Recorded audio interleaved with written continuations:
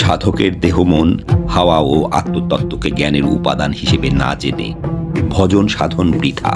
মন আদৌ ধ্যানে ও জ্ঞানে থাকতে চায় না, তাই লালনের অমীয় বাণীতে সাধক পায় অস্থির দেহ মনের সাধনার শক্তি। এই সম্পর্কে লালন আরও বলেছেন, খাঁচার ভিতর অচিন পাখি কেমনে আসে যায়। এখানে দেহ হলো খাঁচা আর মন হলো পাখি। দেহতত্ত্বের এসব নিগুড় রহস্য জানতে লালন নিয়ে ব্যাপক গবেষণার প্রয়োজন আছে। তবেই আমরা জানতে পারব লালনের গান জ্ঞানের কি বিশাল ভাণ্ডার।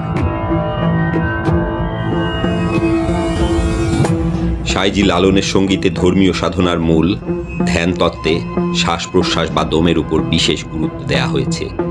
লালন বলেন, ধর চোর হাওয়ার ঘরে ফাঁক পেতে, সে কি সামান্য চোরা, ধরবি কোনা কাঞ্চিতে।